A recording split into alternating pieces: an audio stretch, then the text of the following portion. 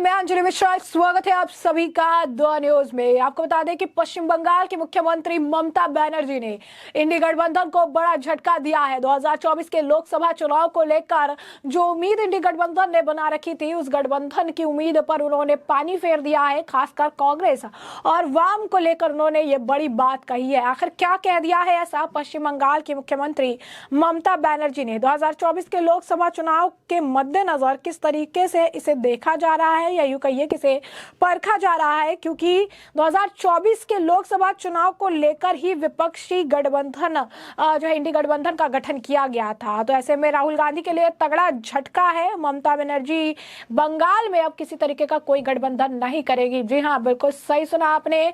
ममता बनर्जी ने ऐलान किया है कि पश्चिम बंगाल में वो किसी भी पार्टी के साथ कोई गठबंधन नहीं करेगी, वो अकेले चुनाव लड़ेगी। तो ऐसे में लोकसभा चुनाव जैसे जैसे नजदीक आ रहा, वैसे वैसे राजनीतिक सरगर्मी तेज होती जा रही। प्रधानमंत्री नरेंद्र मोदी को हराने के लिए बनाए गए 28 दल के इंडी गठबंधन में अब तक सीट शेयरिंग को लेकर किसी भी तरह की बात नहीं हो पाई है। पश्चिम बंगाल के मुख्यमंत्री ममता बनर्जी ने भी गठबंधन की बैठक के दौरान भी ये कहा था कि 31 दिसंबर तक सीटों का बंटवारा हो जाएगा, लेकिन अब तक इस दिशा में कुछ खास होता हुआ नजर नहीं आया। वहीं ममता ने गठबंधन को झटका देते हुए दो टूक कह दिया है कि वह बंगाल में किसी के साथ गठबंधन नहीं करेगी।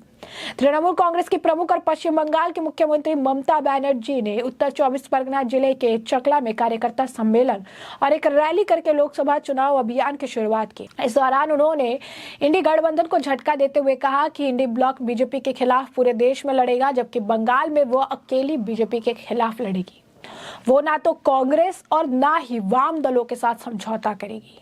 वहीं ममता ने सीए के मुद्दे पर भी भाजपा पर निशाना साधा और कहा कि नागरिकता कार्ड हर लोकसभा चुनाव से पहले मतुआ समुदाय के वोटों को लुभाने की एक बड़ी चाल जो है उन्होंने बताई है। यही नहीं, उत्तर 24 परगना जिले में मतुआ समुदाय के लोगों को संबोधित करते हुए ममता बनर्जी ने कहा कि 1971 तक बांग्लादेश से बंगाल आए मतुआ समुदाय के लोग भारत के नागरिक हैं। अगर वह इस देश के नागरिक नहीं है तो आपको मुफ्त राशन, स्वास्थ्य साथी, पैन कार्ड, आधार कार्ड कैसे मिल रहा है? बनर्जी ने जोर देकर कहा कि पहले नागरिकता कार्ड जिला मजिस्ट्रेट की जिम्मेदारी थी, लेकिन इसे छीन लिया गया है क्योंकि वे लोगों को बांटना चाहते हैं। मतुआ समुदाय को संबोधित करते हुए ममता बनर्जी ने कहा कि बीजेपी सीएए के मुद्दे को हर साल उछालकर लोगों को बरगलाने और वोट हासिल करने की कोशिश करती है। उन्होंने नागरिकता के झूठे वादे से मतुआ समुदाय को बार बार गुमराह किया है। उसने बंगाल और आप लोगों के विकास के लिए कुछ नहीं किया। बंगाल और ठाकुरबाड़ी के विकास का काम हमने किया है।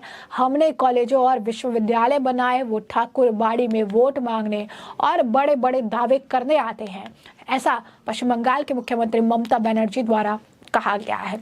আমার নেতারা বলছেন গ্রেফতার বাড়াও, তা নাহলে জেতা যাবে না। আরে তুই আজ আছিস কাল থাকবি না, তখন দেখবি তোর লেজা আছে মাথা নেই, মাথা আছে লেজা নেই। আজকে এত গর্ব, এত অহংকার কিসের জন্য? ইন্ডিয়া জোট সারা ভারতবর্ষে থাকবে আর বাংলায় তৃণমূল কংগ্রেস লড়াই করবে। মনে রাখবেন, বাংলায় তৃণমূল কংগ্রেসই বিজেপিকে শিক্ষা দিতে পারে, সারা ভারতবর্ষকে পথ দেখাতে পারে, অন্য কোনো পার্টি নয়। ভাঙর রাজারহাট দিয়ে গঙ্গায় হাবড়ায় বালুকে অ্যারেস্ট করে অনেক কাজ করেছে। অ্যারেস্ট করেছে কিসের জন্য? যাতে পার্টির কাজ করতে না পারে, যাতে ইলেকশন করতে না পারে। আর সেই সুযোগে तो आप समझ सकते हैं कि किस तरीके से विपक्षी गठबंधन जो कि लगातार 2024 के लोकसभा चुनाव को लेकर तैयारियां कर रहा था, खासकर राहुल गांधी के लिए जब उनकी अब अगर आप कहेंगे न्याय यात्रा शुरू होने वाली है जो पश्चिम बंगाल से होकर गुजरेगी, तो कहीं ना कहीं ममता बनर्जी ने बहुत ही साफ कर दिया है कि पश्चिम बंगाल में टीएमसी मजबूत है और इसे किसी की जरूरत नहीं है। वो कांग्रेस पर जैसे निशाना साधते हैं वैसे ही साधेंगे। अब आपको बता दें कि दिलचस्प बात यह है कि कल ही टीएमसी के एक नेता कुणाल घोष द्वारा एक बयान दिया गया था जहां पर उन्होंने राहुल गांधी की न्याय यात्रा को अन्याय यात्रा बताया था और ये कहा था कि अगर राहुल गांधी की जो ये यात्रा है ये तो पश्चिम बंगाल से होकर गुजरेगी, क्योंकि उनका ये जो रूट है 6200 किलोमीटर का, इस रूट में बंगाल पड़ता है। लेकिन अगर वो बंगाल से सिर्फ और सिर्फ इसे एक यात्रा के तौर पर निकालेंगे तो ये उनकी जो है न्याय यात्रा होगी। लेकिन अगर किसी भी राजनीतिक मंशा से, किसी भी तरीके से अगर आप कहेंगे इसका राजनीतिकरण करते हुए अगर वो बंगाल से निकलती है तो यह किसी भी तरीके से उन्हें फायदा नहीं पहुंचाने वाला है और यह अन्याय यात्रा होगी।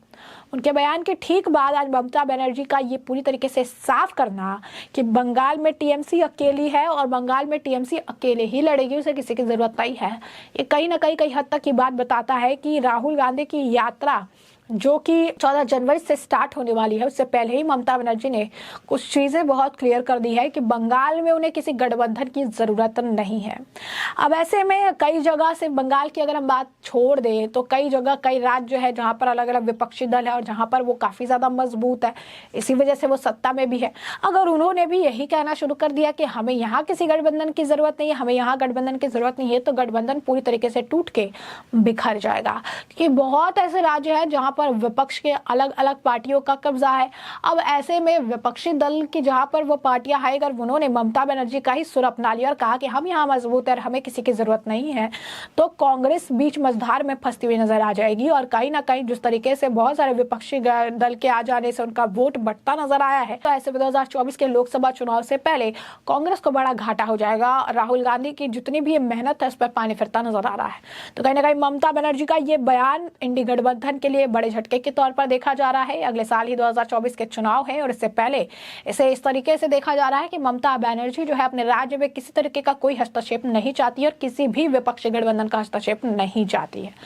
साफ तौर पर अगर आप देखेंगे तो ममता बनर्जी ने इसमें बहुत ही स्मार्टली कांग्रेस को मना भी कर दिया, वाम के साथ भी कोई गठबंधन रखने की बात से इनकार कर दिया और ये कहा है कि पश्चिम बंगाल में सिर्फ और सिर्फ टीएमसी ही लड़ेगी। पश्चिम बंगाल में टीएमसी किसी के साथ गठबंधन नहीं करेगी, उसे जो करना है वो वही करेगी, क्योंकि बंगाल में टीएमसी ही पश्चिम बंगाल में जो है बीजेपी का विकल्प है और वो काफी ज्यादा मजबूत है और मजबूती से बीजेपी के खिलाफ लड़ाई जो है लड़ती नजर आ रही है। ऐसे में अगर आप देखेंगे तो मतुआ समुदाय को लेकर जो है वो संबोधित कर रही थी। इस दौरान उन्होंने सीए का भी जिक्र किया, ये भी कहा कि 1971 तक बांग्लादेश से बंगाल आए मतुआ समुदाय के लोग भारत के नागरिक हैं और अगर वो इस देश के नागरिक नहीं है तो आपको मुफ्त राशन, स्वास्थ्य साथी, पैन कार्ड, आधार कार्ड कैसे मिल रहा है।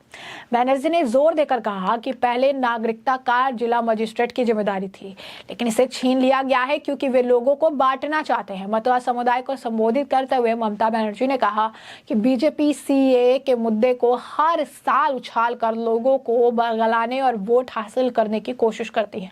उन्होंने नागरिकता के झूठे वादे से मतुआ समुदाय को बार बार गुमराह किया है। उसने बंगाल और आप लोगों के विकास के लिए कुछ नहीं किया। बंगाल और ठाकुरबाड़ी के विकास का काम हमने किया, हमने कॉलेज और विश्वविद्यालय बनाए। वो ठाकुरबाड़ी में वोट मांगने और बड़े बड़े दावे करने आते हैं। तो कहीं ना कहीं सीए का फिर से ये मुद्दा ये उठा रही है, क्योंकि पश्चिम बंगाल में आपको बता दें कि गृहमंत्री अमित शाह भी दौरे पर थे, जेपी नड्डा भी गए थे और उन्होंने यही कहा था कि सीए लागू होकर ही रहेगा। 2024 को लेकर भी उनका ये एजेंडा है, मैनिफेस्टो में भी है, सीए वो लागू करके ही रहेंगे। और ऐसे में ममता बनर्जी और पश्चिम बंगाल के लोग इसका लगातार विरोध करते नजर आ रहे हैं। ऐसे में सीए लागू करने की बात जो है कही जा रही है और अगर ये लागू होता है तो ममता बनर्जी का वोट बैंक खसक सकता है, क्योंकि ममता अगर आप कहेंगे बंगाल में कई जगह ऐसे भी हैं जहां पर प्रॉपर तरीके से बांग्लादेशियों को बैठाया गया है, बसाया गया है, क्योंकि वही ममता बनर्जी का वोट बैंक है। उन्हें आधार कार्ड और पैन कार्ड भी उपलब्ध कराया गया है ताकि उन्हें वोट देने में कोई किसी तरीके की परेशानी ना हो। अब ऐसे में जिस तरीके से पश्चिम बंगाल के मुख्यमंत्री ममता बनर्जी इस मामले को लेकर बयान दे रही थी, इसे लेकर सुकांत मजूमदार ने भी अगर आप देंगे तो प्रतिक्रिया दी है। बीजेपी के नेता है सुकांत मजूमदार ने इसे प्रतिक्रिया देते हुए ममता बनर्जी के इस वीडियो को साझा किया जिसमें वो सीए को लेकर लोगों से बात कर रही थी, संबोधन कर रही थी। वो उस दौरान उन्होंने उस वीडियो को साझा करते हुए लिखा है कि अब ममता बनर्जी जो है पश्चिम बंगाल की जनता को सिखाना चाह रही है, बताना चाह रही है नई सिटीजनशिप पॉलिसी, और वहां पर एक सेपरेटिस्ट माइंडसेट के हिसाब से बता रही है कि किस तरीके से केंद्र की सरकार और बाकी जो भारत के लोग हैं उनके लिए किस तरीके से विभाजन करने का काम ये सीएए बन सकता है। उन्होंने कहा कि ये बहुत ही ज़्यादा डिस्ग्रेसफुल है। पहले जो है नेशनल एंथम को इन्होंने बांटने का प्रयास किया और अब ये नैरेटिव एक सेट कर रहे हैं कि सीएए के जरिए ये बांटने का प्रयास कर रहे हैं। ये एक नैरेटिव जो इनके द्वारा सेट किया जा रहा है। तो उन्होंने कहा कि कृपया सावधान रहे, क्योंकि ममता बनर्जी इस तरीके से जो राजनीति कर रही है जहां पे सीएए को लेकर भी मिस इन्फॉर्मेशन फैलाती वो नजर आ रही हैं। तो ऐसे में हमने आपको जो पूरा मामला है बड़े विस्तार से बताया कि पूरा मामला क्या है, किस तरीके से पश्चिम बंगाल के मुख्यमंत्री ममता बनर्जी ने इंडी गठबंधन को बड़ा झटका देते हुए ऐलान कर दिया है कि पश्चिम बंगाल में किसी के साथ भी गठबंधन नहीं करेगी। इंडी गठबंधन पूरे भारत में बीजेपी के खिलाफ लड़ेगा, लेकिन बंगाल में सिर्फ तृणमूल कांग्रेस अकेले बीजेपी के खिलाफ लड़ेगी। वही सीए को लेकर जो उन्होंने कहा है उसे लेकर भी सुकांत मजूमदार द्वारा इस पर प्रतिक्रिया देखने के लिए मिली है। तो ऐसे में हमने आपको जो पूरा मामला है ये बड़े विस्तार से बताया कि पूरा मामला क्या है। इस मामले पर आपकी जो राय हो कमेंट सेक्शन में कमेंट करके हमें जरूर साझा करिएगा। धन्यवाद।